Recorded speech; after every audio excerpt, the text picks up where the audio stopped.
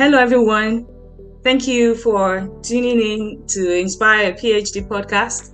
This is a podcast where we interview and talk to PhD graduates, and in their own voice, they describe what their PhD journey has been, and thereby demystifying what PhD is and what it is not. And what we really want to do is, by listening to their stories, by then sharing their journeys with us, we hope that it inspires a PhD student, possibly one who is already in the program or someone who is considering doing a PhD.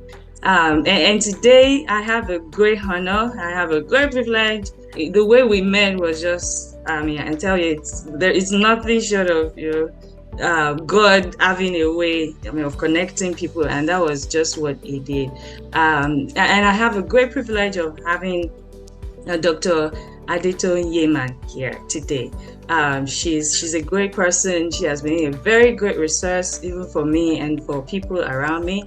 And I don't want to say too much, but I would really love her to introduce herself. Can you please tell us who you are, your bio, what you've done, and your educational background, please? Thank you. Yeah, thank you so much. Thank you for having me. I feel privileged to be here as well.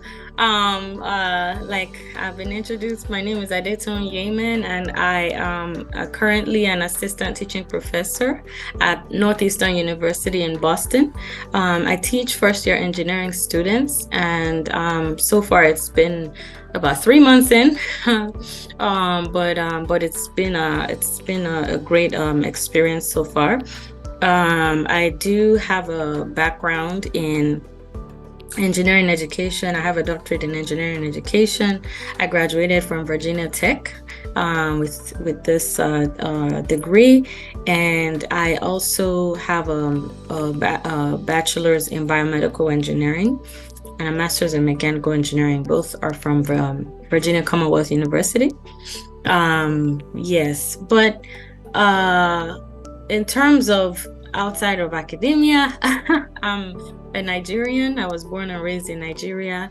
I finished my secondary education in Nigeria, and it was shortly after that I came to the US. So I have, my entire higher education is from the US. I am a wife, I'm a mom, I have 2 children. My first born is a boy, 4 years old, and my daughter is 2 years old. So that's a little bit about me, and I'll let you ask more questions later. Yes, this is so, wow, a lot that you just said in those, just those brief introduction, but we're still going to go deeper into them as I ask more questions. Thank you so much for coming here. It's a great honor. So I want to start by asking, you mentioned that your first degree is in biomedical engineering, right? Yes. And then with a PhD, you then did a PhD in engineering education. So I just want to ask, how did you move from your first degree now with a PhD in engineering education? Yes, thank you. So from a very young age, I wanted to be in the medical field. The exact part of the medical field was not clear all along. I think when I was much younger, it was nursing, and then later it became medicine. I was like, oh, I don't want to see blood. Let me do pharmacy. and then I was like, oh, I think I can do it. Let's do medicine. But when I towards the end of my secondary education, we had some, which I'm really grateful for, a team of, I think some of them were medical students, dental students. They were all from a university in Nigeria. And they did a talk with us to educate us about career paths. I was already a science student because we had to declare what path we wanted to go, whether science or, commercial business or art. And so when I learned about a field called biomedical engineering, it intrigued me, but I didn't know much beyond that.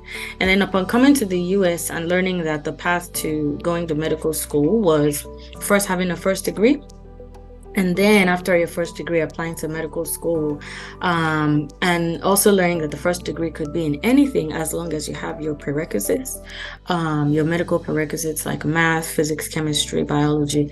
So that gave me so much flexibility. And I decided, well, I started out in a community college in Maryland at the time. I did 2 years, got an associate's degree so that I could then transfer to a 4-year school. That was a cheaper option, but it also allowed me to have a comfortable entry into the university system in the US, being an international student, because I had family around me and could go to community college from home. I could commute from my aunt's house. But I share all this to say that gave me also time to explore the pre-med journey. And then when it was time to transfer to a 4-year school to actually get a bachelor's degree, I was looking at different schools and I found my cousin found a school that she really liked, so that helped me know about the school. So I also applied there. It's called VCU, Virginia Commonwealth University, and that helped me pursue biomedical engineering because I knew that I could go that route for my bachelor's. And actually I credit my mom for encouraging me in that path, because she said, even though pre-med can be anything, why don't you choose something that's a career in itself, so that if you decide not to be a doctor, you already have a degree in something that you can work with. So, and it's still in line with your interest. So I did pursue biomedical engineering. So that led me to learning more about engineering, because prior to that, I didn't really see myself as an engineer. Like I said, I've always seen myself in the health field. But then I saw how the health field can connect with engineering. They can work with each other in interdisciplinary, I guess, in an interdisciplinary way. Engineering plays a huge role, even in helping people, because that was part of my motivation for wanting to be a doctor. I wanted to help people. So learning more and more about engineering, I could see myself thriving in the engineering field, even though I wouldn't lie, it was a really challenging experience for me. Going from my prerequisites in community college to actually taking engineering classes. And then upon graduation, I also had some mistakes. For instance, I was taking I thought I needed to take a class based on advice. And that happens, sometimes you look at your catalog and you take some classes based on what your advisor says. But anyway, the class I needed was genetics, and it was closed. And so I ended up taking the graduate level genetics course, thinking, well, at least if I take the graduate level one, at least it still fulfills the requirement above and beyond. But I really struggled. It was very difficult. And my teachers encouraged me to actually drop the class. But because it was my final year, I really wanted to stay and push through, and I actually failed it. It's one of my biggest regrets. But that drastically dropped my GPA in the very last semester of my undergraduate degree. And I ended up taking 2 classes to improve that GPA. Specifically, the 2 classes were nutrition and intercultural competency. And honestly, those were like the best classes I've ever taken. Wow. Yeah, so I'm like, maybe I failed so I could take those classes. But they really shaped my thinking in a lot of ways. And while I failed and my GPA dropped, it also gave me time to pause, because I've always wanted to be a doctor. I didn't see myself doing anything else. But pausing because of my lower GPA helped me question, do I still want to be a doctor? Because if I do, I need to start thinking of alternatives. Do I go and get a post-bac program so that I can get into medical school? What are some things I need to do so that I can get a really high SAT score so that I can get into medical school and things like that? And I did take SAT and got an okay score. But, because of the GPA, I wasn't as competitive as I could be. So I know this is kind of a long story, but it shows the windy path that actually led me to where I am, because questioning whether I wanted to be a doctor actually revealed that I didn't want to be a doctor. I didn't know there was an alternative path. And so I reflected, I journaled actually, and really saw that this, I can continue in engineering. I got advice. There were people so our building did not only have biomedical engineering, there were also other engineering disciplines in the same building. And I met some of the students that have graduated from our program who are now students getting their masters in mechanical engineering in the same building. Okay. So I got to talk to them and learn from their experiences, and they were doing research that were very closely connected to biomedical research, even though the degree was mechanical. So I talked to they advised me to talk to the undergraduate coordinator, and she was very welcoming, and she even told me about how she used to be an international student and her journey, and she told me I could make it, that my GPA, was I will still be accepted. I just need to take my GRE. They call it a conditional acceptance. So I was accepted, and I had to get certified with my GRE, and so that really helped me. And I applied. I got accepted, and then after I started, I did take the GRE, and the rest is history. But upon wrapping up my master's in mechanical engineering, I also hit another milestone. So the roadblock again was being able to see the impact of the experimental research I was doing. It was related to materials, material science. I was working with polymer-based materials. And I did enjoy the research itself, but towards the end, I couldn't really see the real-world application of my particular study as clearly in terms of how does this make a difference, and that was something that really mattered to me. So taking time to reflect on what I've enjoyed so far helped me see that I've enjoyed tutoring, being a teaching assistant. I've enjoyed when new interns would be brought to the lab and I had to train them on how to use the equipment, how to do research writing, how to do research. Basically, I enjoyed that process. And I was also looking for jobs, like trying to go into industry and applying really to many jobs. But that time, that crossroads helped me realize that there was something that was education related that was drawing my heart.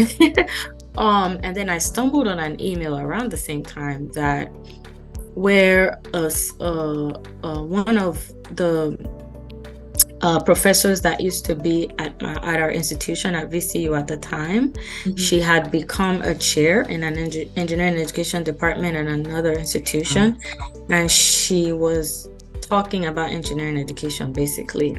So I didn't go to the webinar. I already missed it, but I was just seeing the email that it happened.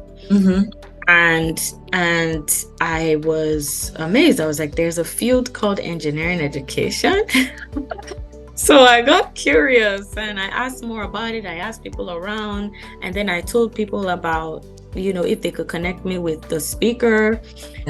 She was at Virginia Tech at the time, and they did, and I got to speak to her on Skype. She invited me to her institution, which is Virginia Tech, and I did a tour, and I applied, and honestly, that tour was like people were telling me to come. It was so welcoming. It felt like you were home. They walked me through different offices, told me about their research. They even told me about the application process and what their expectations were. It wasn't like they were hiding something from me, or it was this thing that they were going to test me and see if I was good enough. They were saying, hey, this is what is expected. This is how to succeed in this application process. So that was just like very encouraging to me. I felt like I belonged there already. So I definitely applied, but it also, at the time, I was tired of school, actually. I wanted to go into industry, get a job, and just forget about schooling anymore. But when I saw a field that takes the engineering background I already have and the education passion that I know that I'm learning, that is, what I have, I'm bringing them together. That really gave me motivation to want to get a PhD. And so that's why I applied, because before I didn't see myself getting a PhD or doing any more school for that matter. So that was kind of where it started. Wait. Wow. Thank you so much I love the way, you went through each of the process, because, some people may be in a similar experience, right? And they're wondering, like, I don't know if any other person has gone through this kind of thing, trying to, stop and, retrace, really, do I want to do this? So I really appreciate, thank you so much for, giving that step by step how you came to, doing a PhD in engineering education. And the good thing is, you wanted to become a medical doctor, but you become a doctor still. That is really great. That is really, really great. So I want to ask, do you think that, based on the experiences that you've had, you mentioned that you went to community college, and then you had a first degree in biomedical engineering, and then coming into and then a master's, and then a PhD. How do you think all of those experiences, all of those educational experiences, do you think they were really helpful when you went into your PhD? Definitely. They each had its own role. Had its own role. And one thing I didn't mention is that all along, well, maybe not all along, but over time, I still had thoughts about how can I give back to Nigeria, which is a country where I'm from. How can I use skills and knowledge that I have back home? And I actually along the way, during my undergraduate degree, after I got to a 4-year school, I actually found my faith in God in during that experience, and so I was raised in a household that believed, but college was where I really got to embrace it for myself, and based on scriptural truth. But I do share that to say, I had, between my master's and PhD, I had applied for the PhD, but I had a break. So I went to Nigeria.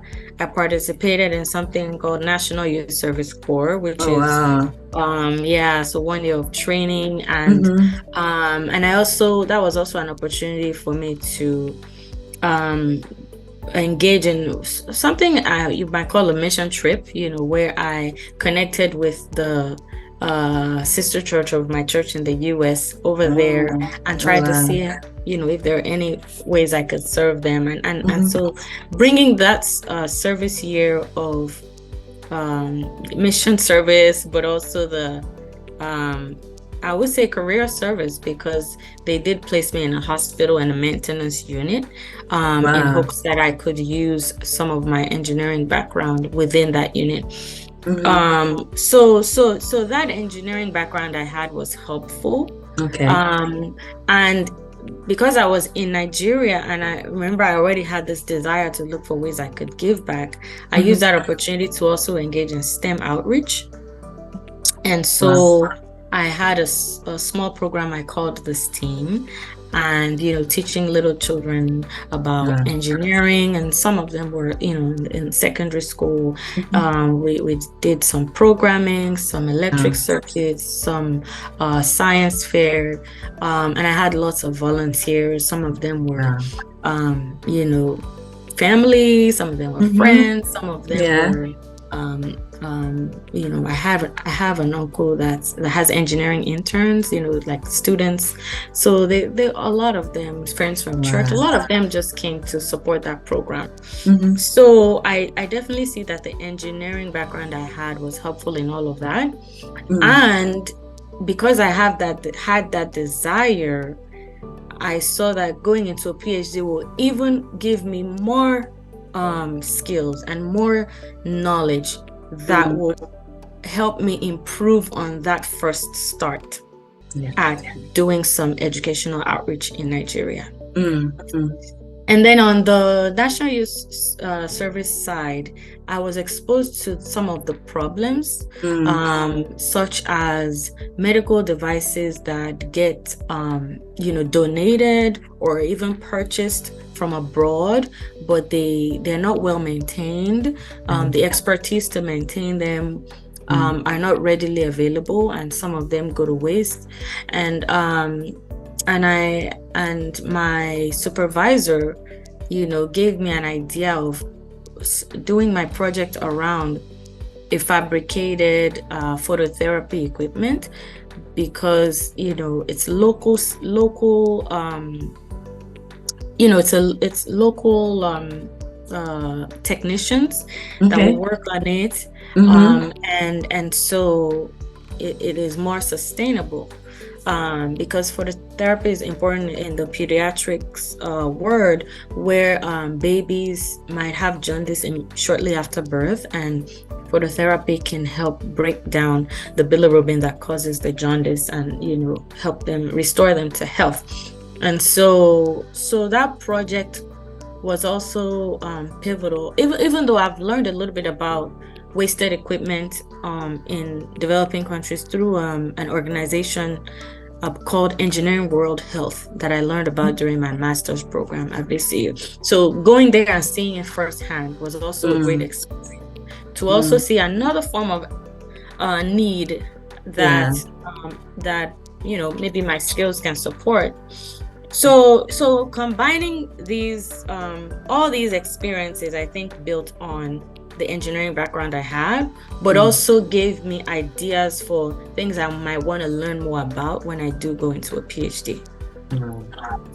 Because I'd already applied for the PhD while I was doing all that. So I don't know if that answers your question. It does because there are so many. The question that PhD, I think, we always ask is why.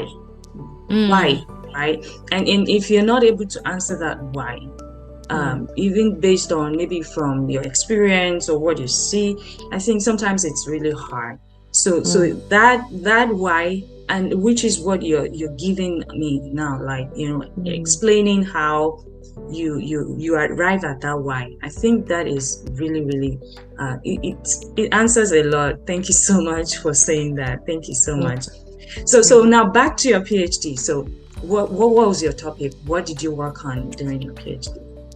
Yes, so I studied empathy. Empathy in the experiences of undergraduate engineering students in service learning programs. That sounds interesting. I'm so curious to hear about it. Yeah, so in service learning programs, because there are different forms of teaching and learning approaches that engineering educators believe are helpful for engaging students and helping them see the real world application of what they're learning. And service learning is one of them. But there was also research around service learning being a good way to encourage interpersonal or social skills. and competencies, that are a bit different from the technical, but equally important. And so, and then, reflecting on some of the, and I kind of stumbled on the topic because for a while I was trying to figure out what I wanted to do. I knew I liked the K-12 experience that I was doing in Nigeria, and maybe I should do something around K-12, but there wasn't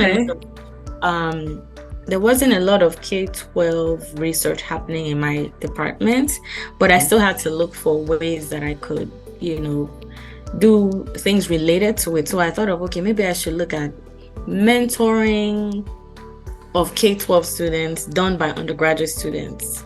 And that happens sometimes in a service learning type environment. And then my teacher, one of my professors at the time, also did a presentation on empathic design, like designing with empathy. So these were all churning in my mind, like, oh, maybe I could do something related to all these things, because one of the benefits of designing empathy is you are better able to meet the needs of those you're designing for. And so, I thought about,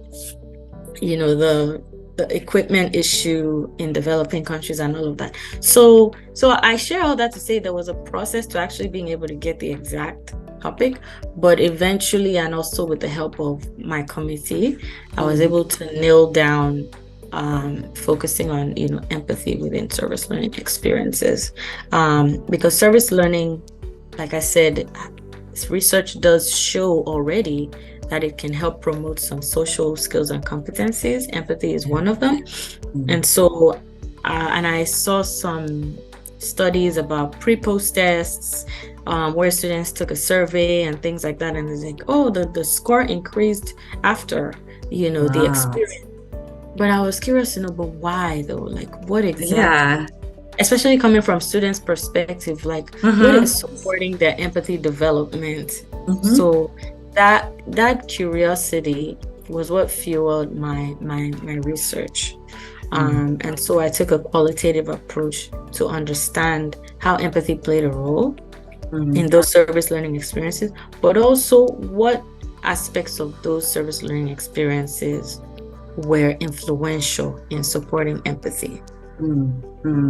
Supporting empathy. So that was my topic in a nutshell. Thank you so much. So in a nutshell, you're saying that, for people to really learn better, and maybe for students, like infusing some aspect of, like going out to serve people can really help. That is basically what you're saying your research was, right?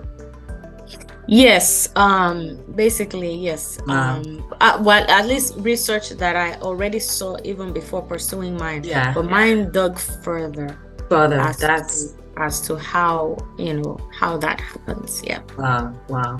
So thank you so much for breaking down the research process because part of what we do in PhD is also to look at the right question to ask for our work, right? And I like the way you went about telling us how you saw something, but then you built on it, and thank you so much for sharing that. I'm sure it's going to be helpful to someone that is wondering, oh, no, this is just so wide, because knowledge is a lot, right? Like you said, you were trying to do K-12 and but then not. So thank you so much for sharing the process of arriving at your research question. That is so insightful.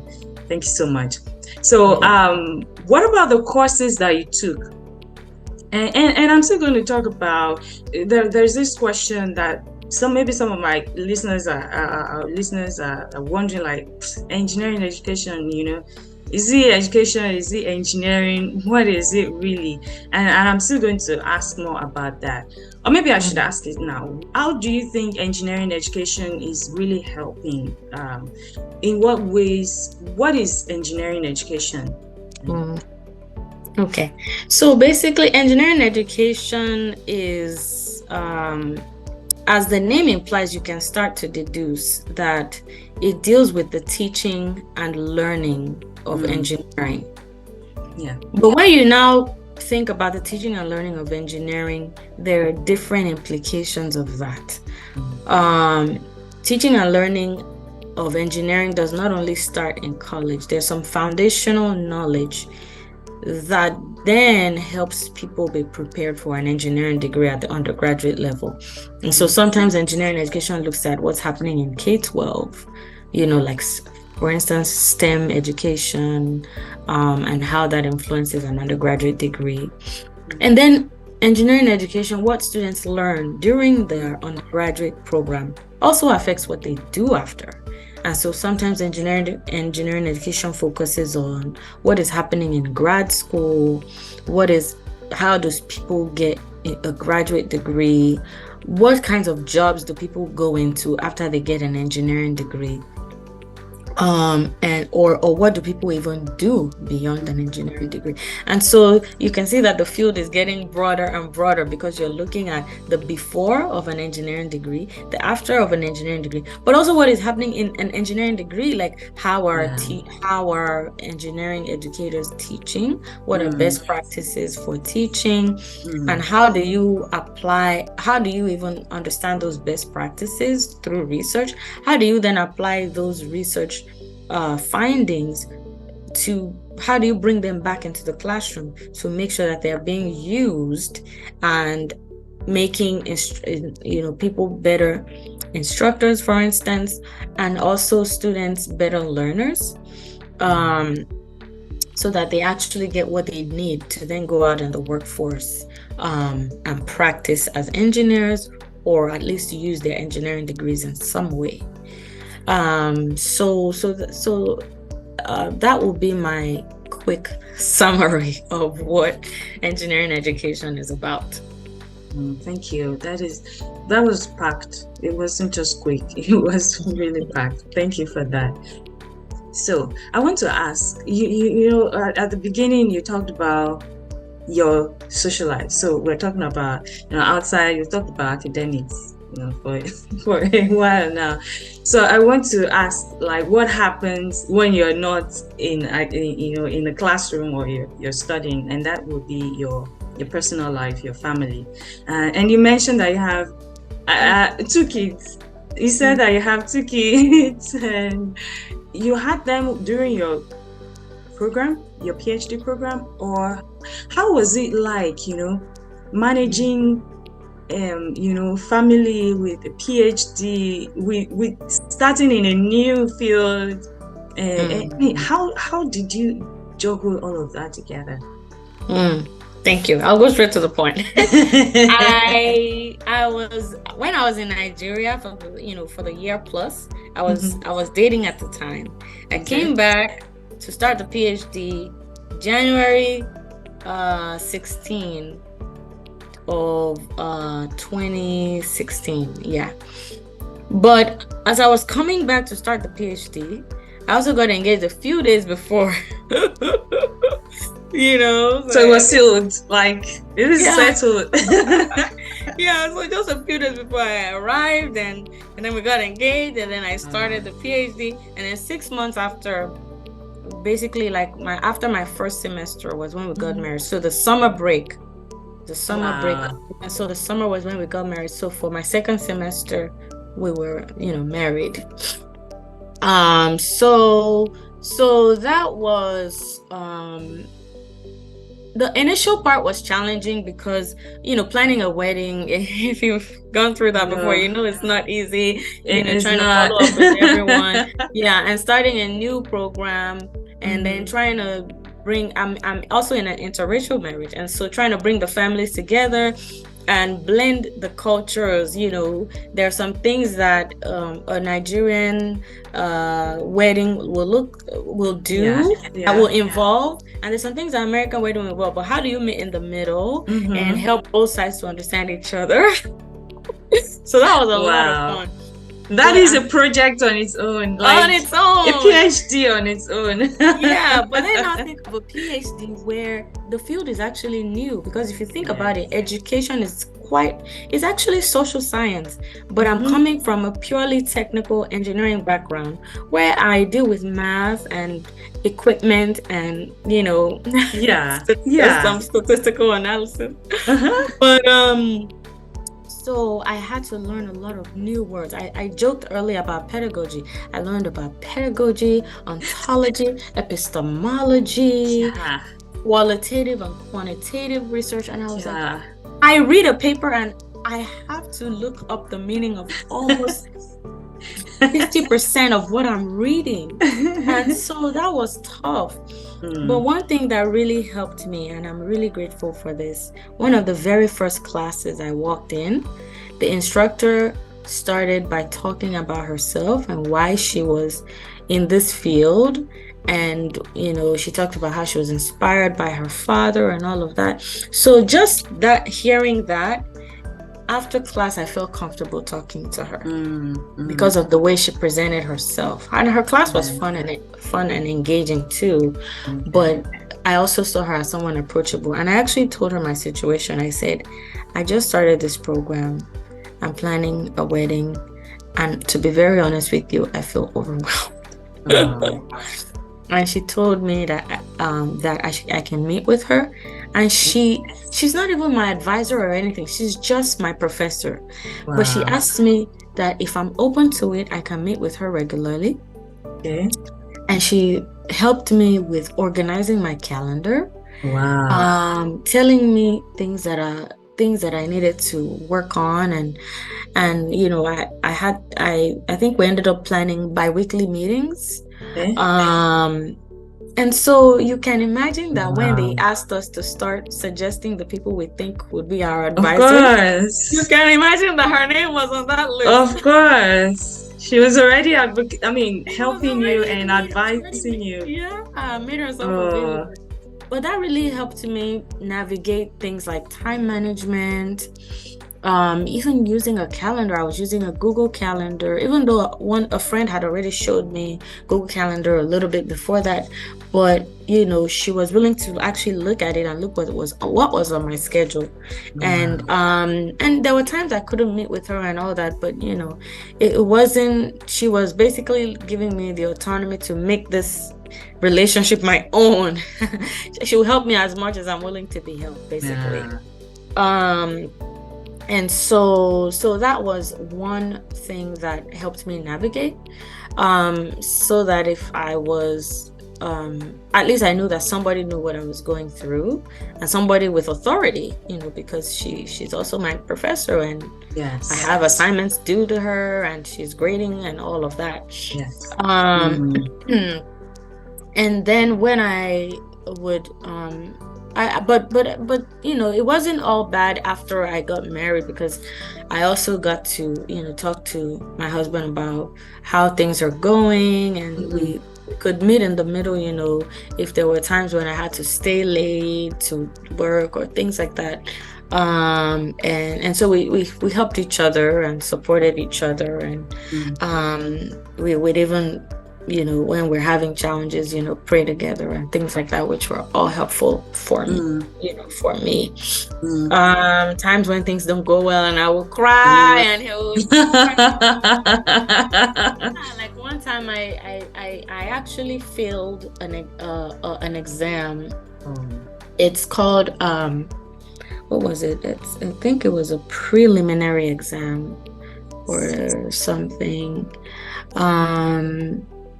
I don't remember, but that, I think it was. But anyway, and maybe this can lead to something I said earlier.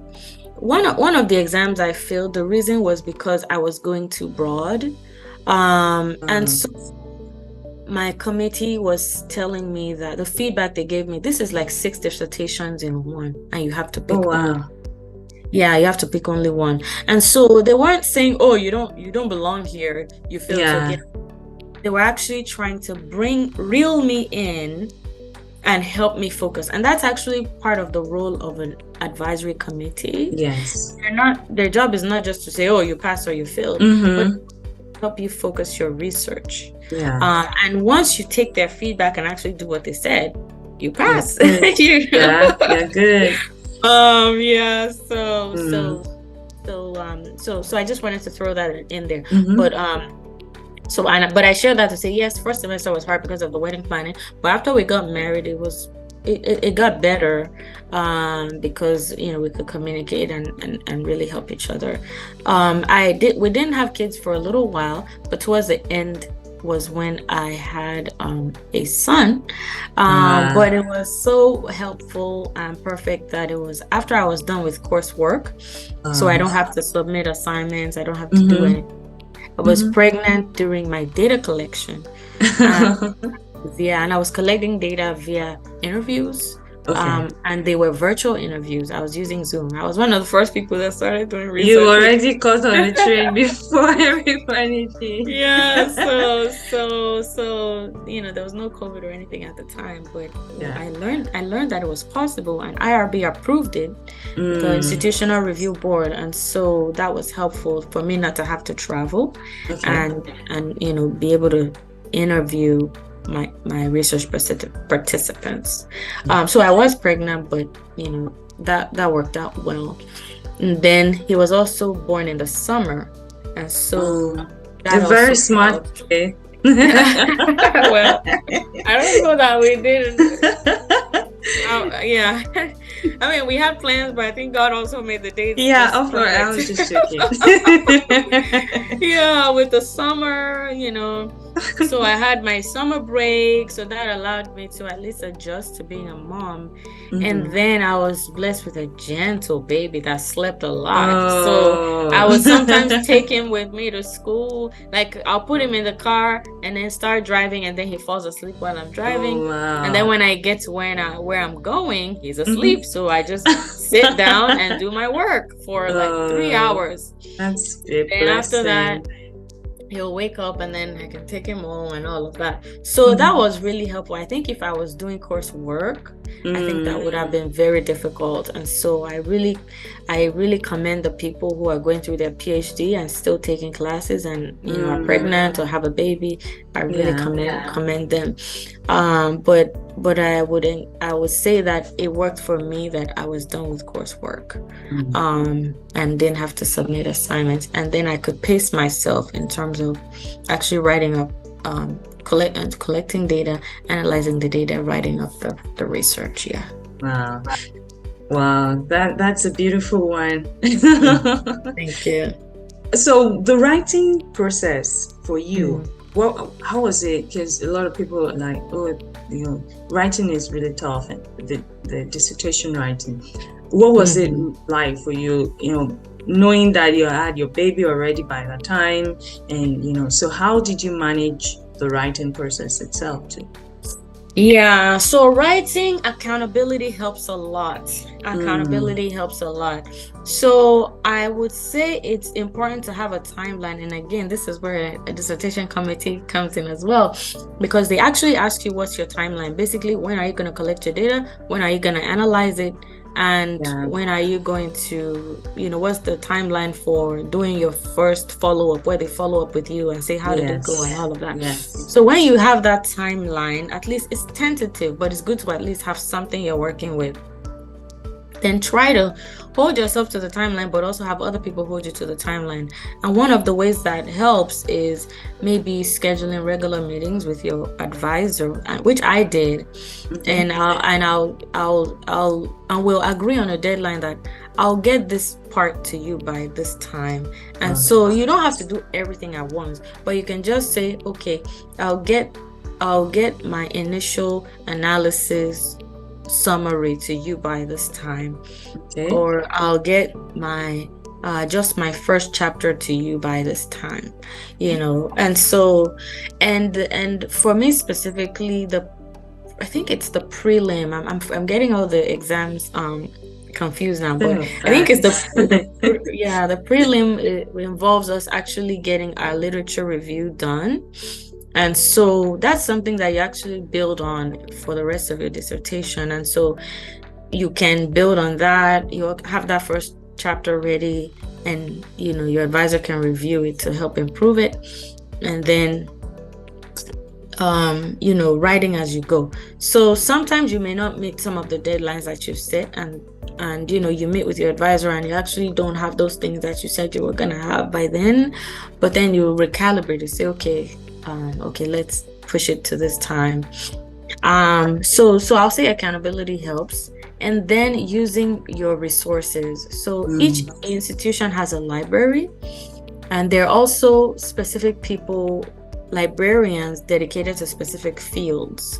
And so it was helpful for me to go to the librarian responsible for engineering education, and they can teach you things like literature review, how to do a literature review, how to, if for instance you want to do a systematic literature review, they can show you how to do it.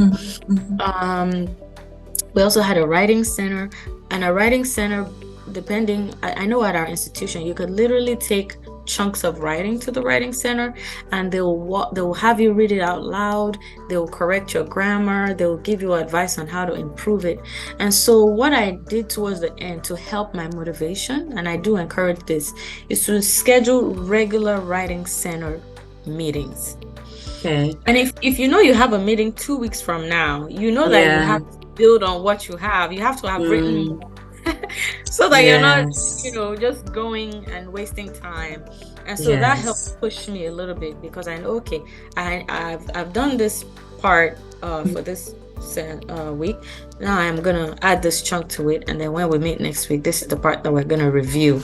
And so that was really helpful. And if you don't even go the writing center route, if you have somebody else that helps you with writing, you can schedule regular meetings with them as well, so that you're giving them chunks of your dissertation each time you meet. So that will be my quick input and in terms of the things that helped me. And I was also blessed and privileged to have someone in the writing center also be someone in my program.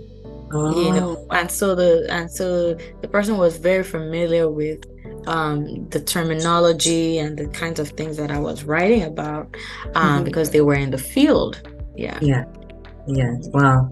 That is, thank you so much for sharing that. All the resources. And I remember you shared a resource with me that I still get emails from them. I also schedule like writing NCFDD.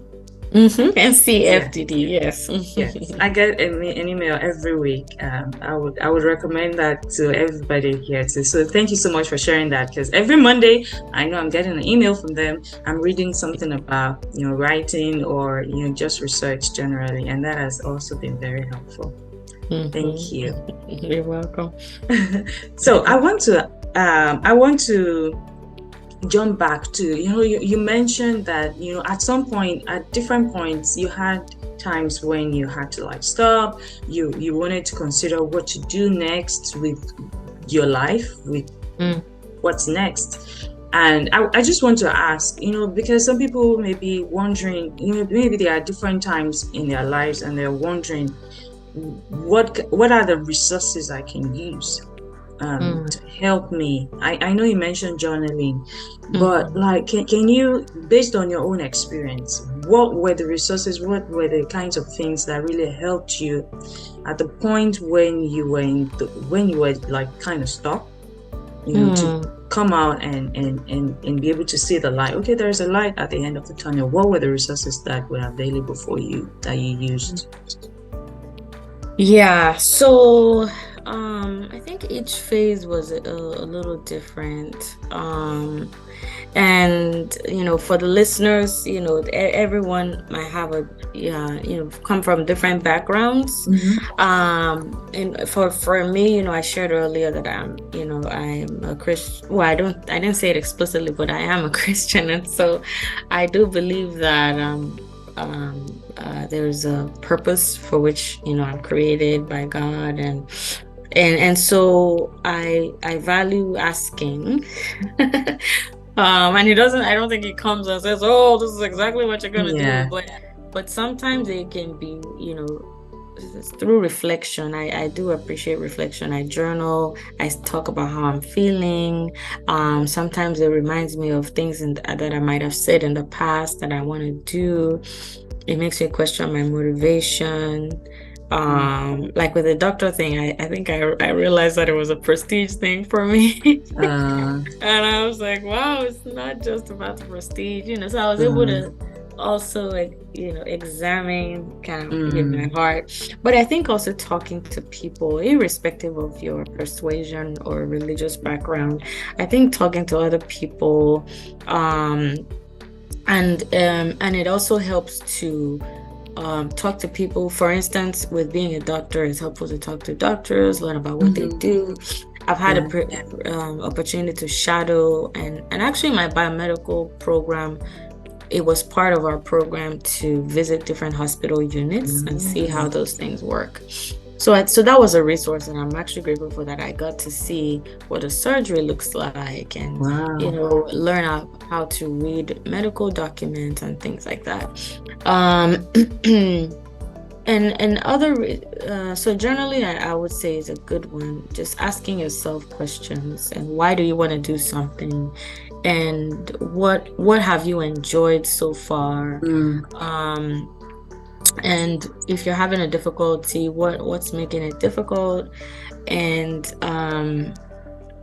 then thinking of what you value, the things that you actually value, things that mean a lot to you, things that you enjoy. Because I've told people before, and I think I'll say this, I'll like to say this again, getting a graduate degree just to get it and actually just have that degree, I think it's not worth it. Because it can be a very painful process, and if you don't have something you value that's keeping you going to keep driving you forward, it can be very draining.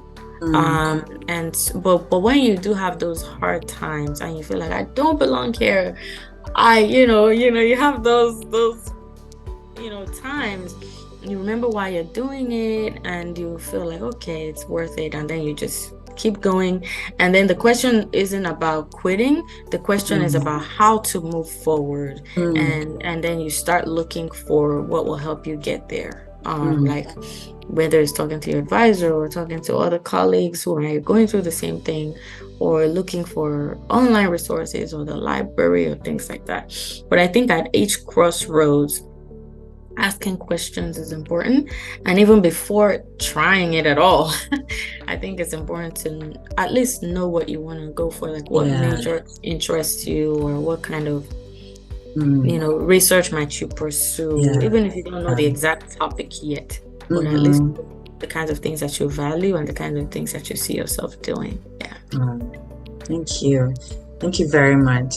I want to ask about what you're currently doing and how you arrived at that. So you are currently a professor. So how did you from wanting to become a medical doctor, and now you're a professor, and so how did you arrive at this current position? What was your journey like? Okay, so after the PhD, I actually got a postdoctoral role at Wake Forest University. I found out through, during the job search process, there's so many ways for finding job ads. Sometimes it's through just people telling you or sending you emails. Sometimes it's through going to conferences. Sometimes it's through looking at job platforms online. And so I think this might actually have been a combination. I think a colleague sent me a link that I then looked at, and then I think I have seen some of the announcements too, because sometimes, at least for my field, our organization, American Society for Engineering Education, they send announcements. And so I think it was a combination of seeing an announcement and also a colleague referring me and then applying. But what was interesting to me is I studied empathy, and this particular program was interested in something they called character education. Even though I wasn't familiar with the term, by the time I learned what it meant, I was like, oh, this actually connects with my research. Like, how do you include or integrate character into the engineering curriculum. Oh, And wow. character is very much about different skills and competencies, Mhm. but also it also involves values too. So it connects with ethics as well. So Yes. things like empathy, critical thinking, courage, things that you might not necessarily associate with engineering, but they're actually connected Yes. when you Yes. really think about it.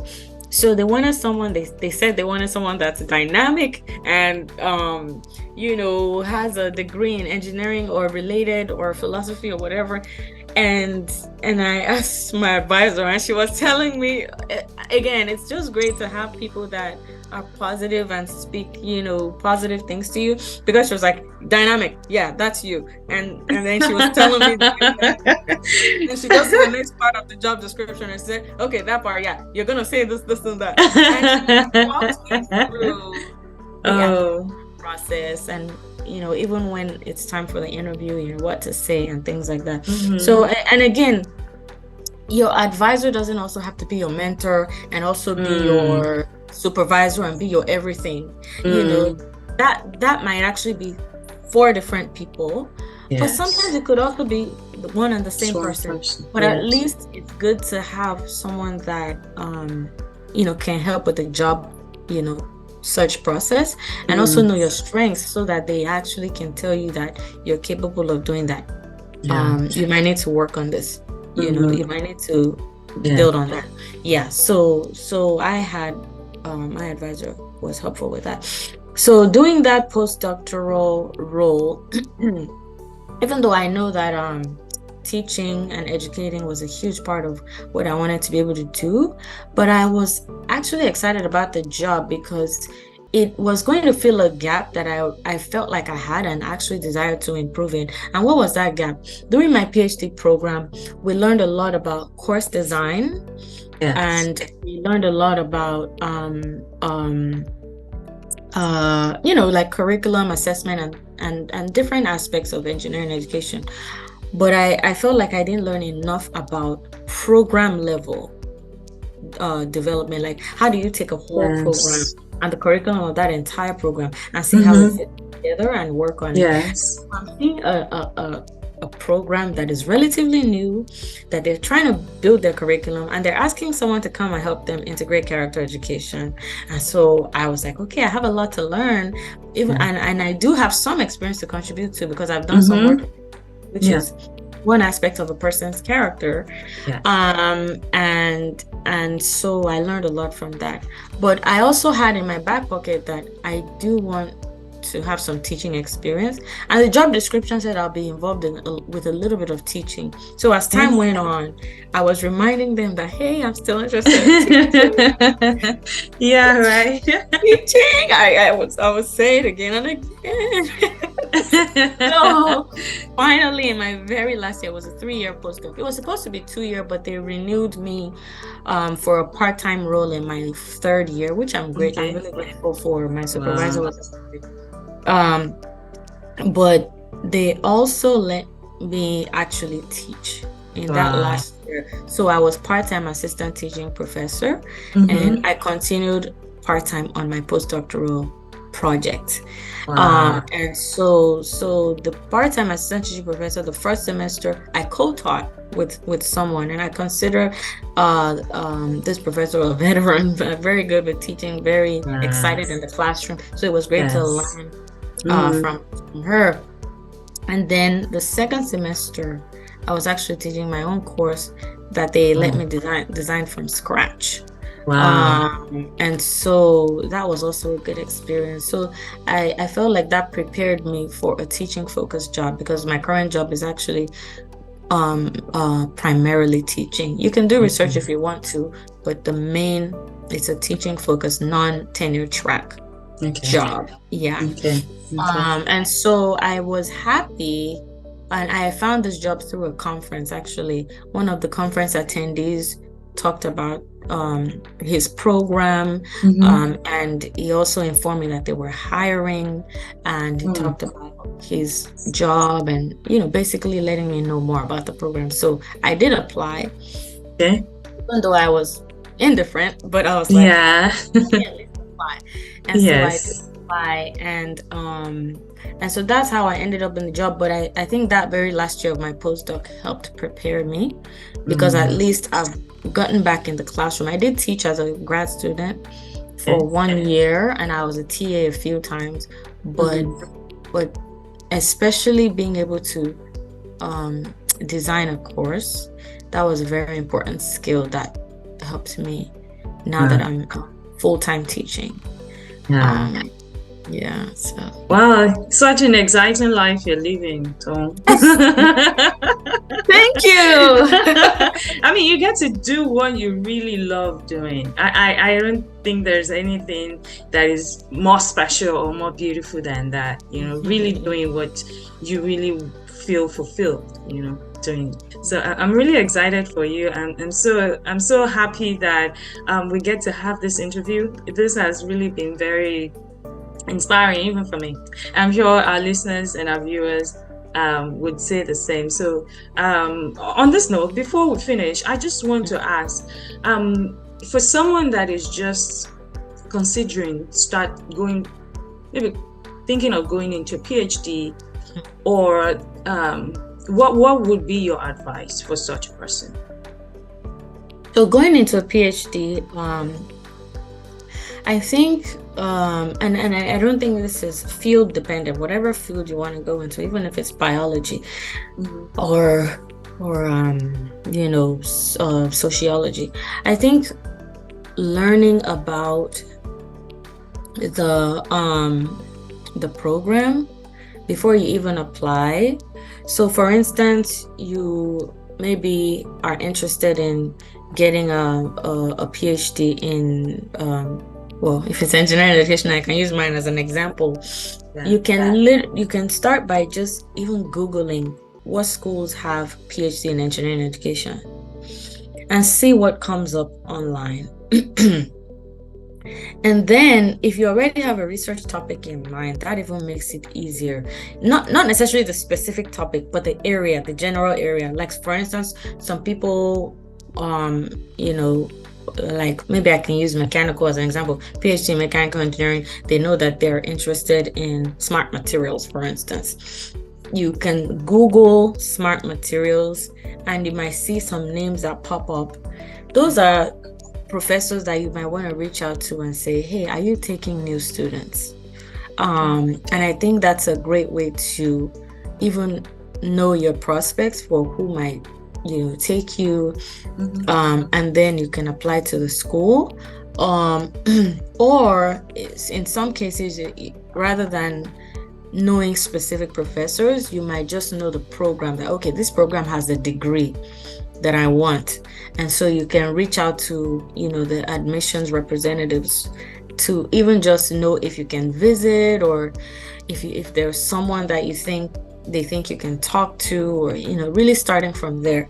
But once you talk to at least one person, you start getting a better idea of what the program is like and what your prospects are, because funding is also a thing. Like it is. Knowing that you'll be taken care of in terms of your tuition and monthly stipend, knowing if they have research assistantships or teaching assistantships so that you can get into the program. So those are the kinds of questions that I think are important to ask. And I think for those who don't even know what field they want to pursue at all, I think it's important to at least know some things you're interested in or some things you value, and then start talking to people in academia about where they see you fitting in. For instance, I'm in a group platform of actually I'm an alumni of Virginia Tech, and we had an African graduate student group, and so I'm still part of that group because they were like, oh, even if you're alumni, you don't have to leave, So I try to stay. And so sometimes a question will pop up and say, oh, what PhD can I pursue if I'm interested in this, So people can actually help you and say, oh, I think you should go to interdisciplinary studies, or, oh, I think you should go into public health, because when you ask those questions, people can help you at least get in the general area of where you might then search further about and apply to. Yeah. Thank you so much. I'm sure this is really helpful because, like you said, very important tips based on your experience. Thank you so much for sharing this with us. I really wish we would not stop this, because I'm telling you, Dr. Yeaman has a lot of experience and very great tips for us. I just love asking you these questions and you being so open and in sharing with us today. So, but on this note, we really want to say thank you so much for being a part of this interview. I'm sure our listeners or viewers, they have learned several things just by you sharing your experience, and we are inspired by what you have shared with us today. Thank you so much, Dr. Yeaman. I hope sometime when we call you back, you'll oblige us and you would come for another interview. But really, thank you so much. It's been really great talking with you. Thank you so much for having me. Yeah. All right. On this note, don't forget to subscribe to our channel, and if you have any comments, can leave them in the comment section. Look forward to seeing you on the next episode. So bye, everyone.